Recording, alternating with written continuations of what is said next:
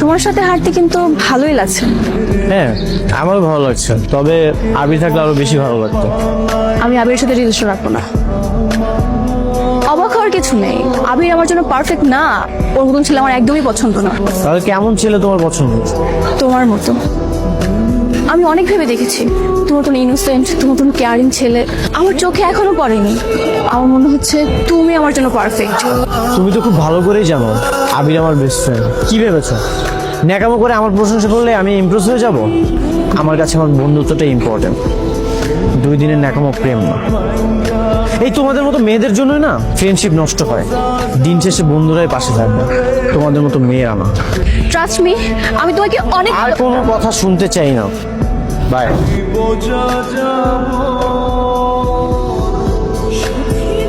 তুই নাকি ওকে ভালোবাসিস না, ওকে সময় দিস না, সারাক্ষণ নাকি ঝগড়াঝাটি করিস। শোন, তোকে আমি একটা কথা বলি। বল। ভালোবাসলে যত্ন করতে হয়। একটা গাছ লাগালে যেমন যত্ন করে লালন পালন করতে হয়, ঠিক তেমন ভালোবাসলে দায়িত্ব পালন করতে হয়। মানে যতই যত্নে রাখি, বুঝছো, দিন শেষে কিন্তু চলেই যাবে। রাখার মতো রাখতে জানলে না, ভালোবাসার মানুষ কখনো ছেড়ে যায় না। কি ব্যাপার, তুমি আমাকে আবার কল করছো কেন?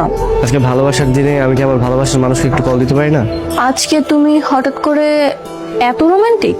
আমি সবসময় রোমান্টিক ছিলাম, কিন্তু তুমি আমার রোমান্টিকতাটা কখনোই বুঝতে পারোনি। কখনো দেখিয়েছো? সবসময় তো ফ্রেন্ড নিয়ে বিজি থাকো।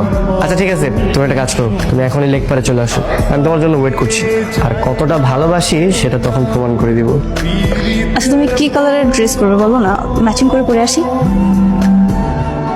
আচ্ছা, আকাশ কল করতেছে, তোমাকে একটু পরে কল দিই। হ্যাঁ, আরে কি কালার হ্যালো।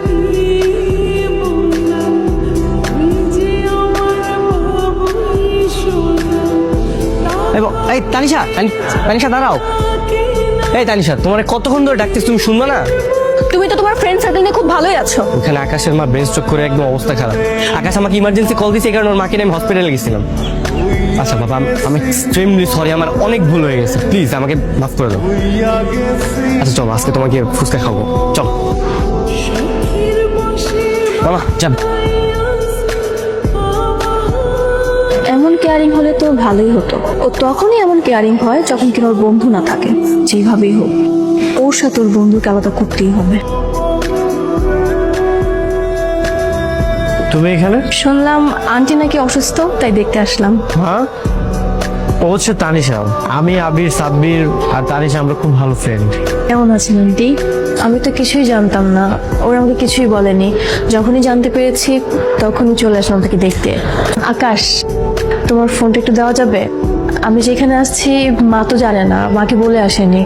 আমার ফোনে ব্যালেন্সও নেই, আমি যে মাকে কল করে জানিয়ে দিব। তোমার ফোনটা একটু দিলে ভালো হতো।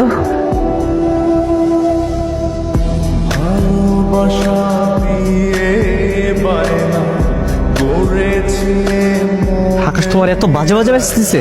আমি জানতাম তুমি বিশ্বাস করবে না, তাই তো আমার ফোন তোমার হাতে দিয়ে দিলাম। তুমি নিজের চোখে দেখো। আমি আর আমার বন্ধু ভাবতাম তুমি যেরকম একটা চকরীয় কাজ করো, আমার মাথায় আসতেছে না। তুমি আমার কেন বলো না আগে? ও যেরকম একটা ক্যারেক্টারলেস আমার জানার দরকার ছিল না? তুমি কি করবে না করবে জানি না, তবে এমন ক্যারেক্টারলেস ছেলের সাথে তোমার ফ্রেন্ডশিপ থাকলে আমি তোমার সাথে রিলেশন কন্টিনিউ করতে পারবো না। কিসের ফ্রেন্ডশিপ? আজকের পর থেকে ওর সাথে আমার কোনো ফ্রেন্ডশিপ নেই। কোথায় যাচ্ছ? আবির, আবির, আবির, আমার জন্য কিন্তু ঝগড়া করো না। আমি চাই না আমার জন্য তোমাদের ফ্রেন্ডশিপ নষ্ট হোক।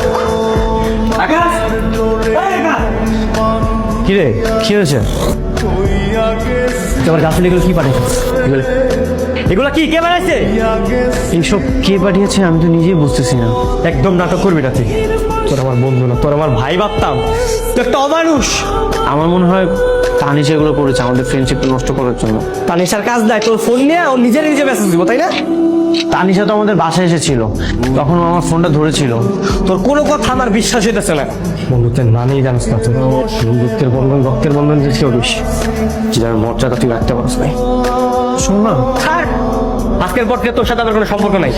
আজকে থেকে আমি তোর বন্ধু না, তোর শত্রু। এই কোচেস বাবাকে